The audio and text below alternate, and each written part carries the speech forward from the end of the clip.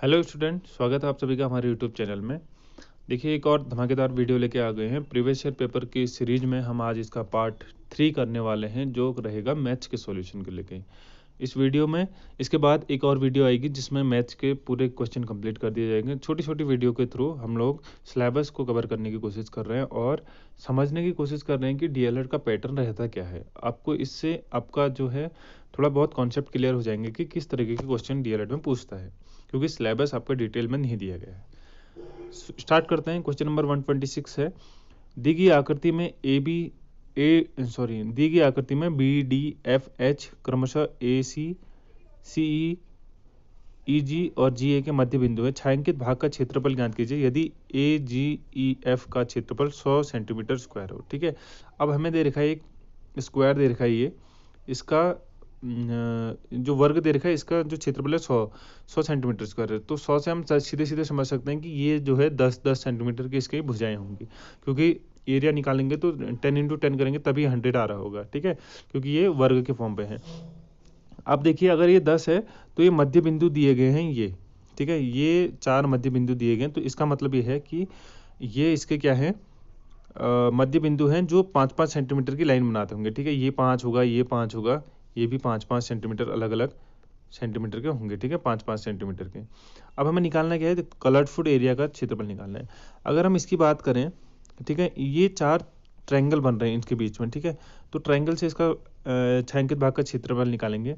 अगर हम इस ट्रायंगल की देखें तो हाइट कितनी होगी इसकी, क्योंकि बी से लेके सेंट्रल बिंदु तक यहाँ तक देख सकते हैं, तो ये आधा स्क्वायर का आधे के फॉर्म में, तो 5 इसकी हाइट होगी। ठीक है, अगर चौड़ाई की बात करो सेम ऐसी, डी से लेके ये यहाँ तक की चौड़ाई, इतने भाग की चौड़ाई ये हो जाएगी, ये 5 का भी आधा होगी, तो ये 2.5 हो जाएगी। अब देखिए 5 और 2.5 हमारा आ रहा है इसके कलरफुल एरिया की लंबाई और चौड़ाई। तो त्रिभुज का क्षेत्रफल क्या होता है, 1/2 आधार कितना आएगा इसमें, 2.5 गुणा ऊंचाई 5।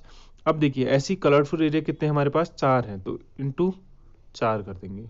2 से 4 कट जाएगा हमारा 2 बार, और 2 से 2.5, 2 × 2.5 5, और 5 × 5 25, तो 25 सेंटीमीटर स्क्वायर आपका आंसर आ जाएगा। ऑप्शन ए राइट आंसर है। आगे चलते हैं। यदि 2/5 2/5 की पावर -4, 2/5 की पावर 12 और 25/4 की पावर 6 - 2x है, तो x की वैल्यू याद कीजिए। बहुत अच्छा क्वेश्चन है। अब देखिए, आपने बचपन से ही सुना होगा कि अगर आधार समान हो तो घातें जुड़ जाती है। यहाँ पर आधार समान है तो घातें जुड़ जाएंगी, तो ये बचेगा 2/5 की पावर, घातें जुड़ जाएंगी -4 और प्लस का 12 है, तो ये बचेगा प्लस का 8, इक्वल रहेगा 25/4। ठीक है, 25/4 की पावर 6 - 2x। अब देखिए यहाँ पे क्या करेंगे, अब अगर हमें 25/4 को लिखना है तो हम इसको लिख सकते हैं 5/4 की पावर 2। ठीक है, ऐसा लिख सकते हैं 5/4 की पावर 2। अब ये 2 ऊपर जाएगा तो ये ऊपर 6 - 2x से मल्टीप्लाई हो जाएगा, तो हमारे पास बचेगा क्या, 5/4 की पावर कितना था, 6, तो ये 2 से मल्टीप्लाई हो जाएगा, तो ये हो जाएगा 12 - 4x। ठीक है, अब लेकिन यहाँ पर हमारे पास उल्टा था, यहाँ पर 2/5 था, यहाँ 5/2 है, तो हम इसको यहाँ से जो हमारी वैल्यू आ रही थी 8, तो 8 को लिख देंगे हम, जो 2/5 को की पावर 8 था, इसको अगर हम चेंज करेंगे तो ये 1/8 हो जाएगा। ठीक है, तो ये हो जाएगा हमारे पास 1/8, सॉरी ये 1/8 नहीं होगा, ये -8 हो जाएगा। ठीक है, ये 2/5 अगर इसको 5/2 की पावर में लिखेंगे तो ये -8 लिख लेंगे हम इसे, तो -8 की वैल्यू आ जाएगी हमारे पास 12 - 4x। ठीक है, सॉल्व करेंगे तो माइनस इधर जाएगा, तो 4x की वैल्यू आ जाएगी हमारे पास 20, तो x की वैल्यू यहाँ से निकल के आ जाएगी 5, तो x की वैल्यू 5 आएगी। ऑप्शन सी आपका राइट आंसर हो जाएगा। ये उल्टा क्यों हुआ, ये -8 क्यों हुआ, क्योंकि अगर हम भिन्न को बदल दें, 2/5 को 5/2 के रूप में लिख दें, तो जो घात होती है वो माइनस में हो जाती है, इसलिए हमारा 8 जो हो गया वो -8 हो गया, तो -8 की वैल्यू हो जाएगी 12 - 4x के बराबर, तो माइनस इधर गया, तो 4x की वैल्यू हो जाएगी 20, तो x की वैल्यू आ जाएगी हमारे पास 20/4, तो 5 इसका राइट आंसर हो जाएगा, ऑप्शन सी। आगे चलते हैं। इस ठोस के कितने फलक हैं, देखिए सरफेस निकालने हैं, साफ साफ दिख रहा है आपको, कोई कुछ करने की जरूरत नहीं है। एक सरफेस आपका ये इसका निकल जाएगा, जो आपका नीचे वृत्त दिया है। ठीक है। दूसरा सरफेस आपका ये जो लाइन दी गई इसका निकल जाएगा, ठीक है। और तीसरा सरफेस आपका शंकु का निकल जाएगा। तो आपके 3 ऑप्शन बी इसका राइट आंसर हो जाएगा, 3 सरफेसेस में। आगे देखिए, 3 अंकों की सबसे बड़ी संख्या के रोमन अंक। 1 नंबर का 100% का क्वेश्चन है, हर बार के पेपर उठा के देख लीजिए, हर बार पूछा गया है। तो आप इसमें अपनी तैयारी जरूर कर लीजिएगा कि रोमन अंकों में कैसे लिखते हैं। देखिए 999, 100 को लिखते हैं सी और 1000 को लिखते हैं एम। तो हम 900 को कैसे लिखेंगे? पहले 900 को लिखेंगे 1000 में से एक कम लिखते हैं, जैसे 9 को लिखते हैं 10 में से एक कम, ऐसे ही लिखेंगे हम 1000 में से एक कम सी एम, ठीक है। उसके बाद 90 को कैसे लिखेंगे? 90 होता है 90 को लिखेंगे 100 में से एक कम, तो 100 में से 10 कम, तो एक्स सी आ जाएगा, ठीक है। और उसके बाद 9 को लिखेंगे आई एक्स। तो ये हो जाएगा आपका आंसर, सी एम आई एक्स सी आई एक्स, सी एम एक्स सी आई एक्स। ऑप्शन बी आपका राइट आंसर हो जाएगा। आगे है, ये वाला क्वेश्चन भी हर बार पूछा जाता है, दी गई आकृति में कितनी सममित रेखाएं हैं। अब सममित रेखाएं ऐसा पूछता है, सममित रेखाएं का मतलब ऐसी रेखा जो किसी चित्र को 2 बराबर भागों में बांटती है। अब इसमें देखना है कि चित्र में क्या 2 बराबर भागों में बट रहे हैं। बहुत सारे लोग कंफ्यूज हो जाएंगे कि इसमें कितनी सममित रेखाएं हैं, 1 2 3 4, बट इसमें सममित रेखाएं हैं नहीं, क्योंकि अगर हम इस चित्र की बात करें तो इस चित्र को बराबर भागों में नहीं बांटा गया है। भाग तो बराबर हैं, लेकिन ये कलरफुल है और ये नॉन कलर्ड है। सेम ऐसे ही ये कलरफुल है, ये नॉन कलर्ड है, ये नॉन कलर्ड है, ये कलरफुल है। सेम ऐसा ही पूरे चित्र में हो रहा है। तो इस चित्र में 0 सममित रेखाएं होंगी, क्योंकि भाग में तो बांट रहा है बराबर भागों में, लेकिन एक जैसे नहीं है। सममित रेखाएं होती कि जैसे हम किसी चित्र को एक जैसे उसमें बांटते हैं। जैसे मैं आपको एग्जांपल दे दूं, मैंने लिखा एम, ठीक है, एम लिखा और मैंने इसको यहाँ से काट दिया बीचों बीच से, तो ये सममित रेखा हो जाएगी। अगर मैं एक साइड को कलर करता हूँ तो मुझे दूसरी साइड को भी कलर करना पड़ेगा सममित बनाने के लिए। तो ये होगा इसकी सममित रेखाएं, ठीक है। आगे चलते हैं। 5 संख्याओं का माध्य 20 है। यदि एक संख्या को हटा दिया जाए तो शेष का माध्य 23 हो जाता है। तो निकाली गई संख्या क्या है? बहुत अच्छा क्वेश्चन है। देखिए 5 संख्याओं का माध्य 20 है, तो वो संख्याओं का योगफल कितना हो जाएगा? टोटल संख्याओं का योगफल कितना हो जाएगा? 20 गुणा 5 100, ठीक है।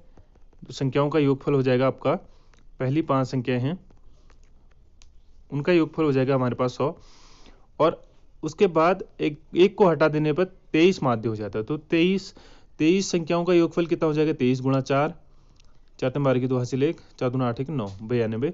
तो हटाई हुई संख्या कितना है? दोनों का अंतर हटाई हुई संख्या होगी। ऑप्शन डी राइट आंसर हो जाएगा आपका 8। आगे चलते हैं। करण राम से 4 गुना बड़ा है। 5 वर्ष पहले राम से 7 गुना बड़ा था। करण की वर्तमान आयु ज्ञात कीजिए। अब देखिए इस क्वेश्चन को आप एलिमिनेशन मेथड से करेंगे तो ज़्यादा इजी पड़ेगा। अब 4 गुना बड़ा है तो उसके 4 टाइम मल्टीपल होगा, ठीक है। तो मतलब जो एज होगी वो 4 से विभाज्य होगी। क्या ये 4 से विभाज्य नहीं है? और 10 भी 4 से विभाज्य नहीं है पूरी बार। तो हमारे पास 2 ऑप्शन तो सीधे सीधे हट गए। अब हम तीसरे ऑप्शन को लेकर चलते हैं। अगर उसकी एज 40 होगी तो उसकी एज करण की एज 40 होगी तो राम की एज 10 होगी। क्या 5 वर्ष से पहले इसका 7 गुना था? 5 वर्ष से पहले इसकी 35 हो जाएगी और इसकी 5 हो जाएगी। क्या ये 7 गुना हो रहा है? बिल्कुल हो रहा है। तो ऑप्शन सी आपका राइट आंसर हो जाएगा। देखिए इस तरीके से आप समझ जरूरी है कि आप क्वेश्चन को कैसे कम टाइम में कर सकते हैं। इस तरीके से आप कम टाइम में ज़्यादा क्वेश्चन अटैम्प्ट कर सकते हैं, ठीक है। आगे चलते हैं। एक यात्री ट्रेन 80 किलोमीटर प्रति घंटे की गति से चल रही है। एक मालगाड़ी के जाने से 6 घंटे बाद रेलवे स्टेशन से निकलती है। देखिए मालगाड़ी 6 घंटे पहले निकल चुकी है और 4 घंटे में उससे आगे निकल जाती है। मालगाड़ी की गति क्या है? देखिए ट्रेन चल रही है 80 की स्पीड से और 4 घंटे में उससे आगे निकल जाती है। कुल मिला के 4 घंटे इसने निकाल दिए, तो 80 की स्पीड से 240 किलोमीटर चलेगी।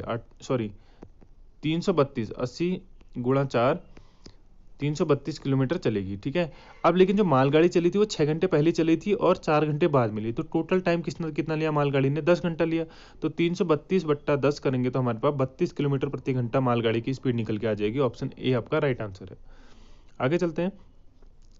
2 संख्याएं 3:4 के अनुपात में हैं, उनके लॉसों व मौसों का गुणनफल 10,800 है, तो संख्याओं का योग ज्ञात कीजिए। ये क्वेश्चन भी 100% हर बार पूछा जाता है। सिंपल सा आपको याद रखना है कि लॉसों और मौसों का गुणनफल हो जाता है वो दोनों संख्याओं के गुणनफल के बराबर होता है। अब देखिए 3x माना और 4x माना, तो इनका गुणनफल कितना हो जाएगा? 12x square. इसकी वैल्यू कितनी आ रही है? 10,800, ठीक है। अब 12 से 10,800 कट गया 900 बार, ठीक है। तो x की वैल्यू आ जाएगी 30 का स्क्वायर होता है 900, तो x की वैल्यू आ गई 30। अब देखिए तो हमारे पास संख्या कितनी हो जाएगी 3x, तो पहली संख्या आ जाएगी 30 या 90, दूसरी संख्या आ जाएगी 120। 90 और 120 हमारे पास क्या आ गई, दो संख्याएं आ गई। अब इन दोनों का योग कितना है, 90 और 120 जोड़ देंगे तो 210, आपका ऑप्शन सी राइट आ जाएगा। आगे चलते हैं, क्वेश्चन नंबर 135। 256 की पावर 3x बट्टा 8 इज इक्वल टू 64, तो x की वैल्यू निकालनी है आपको। बहुत अच्छा क्वेश्चन है। देखो 256 अगर हम इसको 2 की पावर के रूप में लिखें तो हम इसको लिख सकते हैं 2 की पावर 8, ठीक है, आप करके देख सकते हो। 2 की पावर 8 256 होता है। अब इसको, ये इक्विवेलेंट है किसके, 2 की पावर 8 है, इसको लिखेंगे गुणा, क्योंकि 3x बट्टा 8 भी है, तो 3x बट्टा 8 लिखा हमने इसके फॉर्म में, 8 से 8 कट गया तो यहाँ बचा 2 की पावर 3x, ठीक है, 2 की पावर 3x। अब 64 को क्या लिखेंगे, 2 की पावर 64 को लिखेंगे 6, ठीक है, 2 की पावर 6 64 होता है। तो आधार समान है तो घातें बराबर होंगी इनकी, ठीक है, तो 3x की वैल्यू आएगा 6, तो x की वैल्यू आ जाएगा यहाँ से 2। ऑप्शन बी आपका राइट आंसर हो जाएगा, x की वैल्यू 2।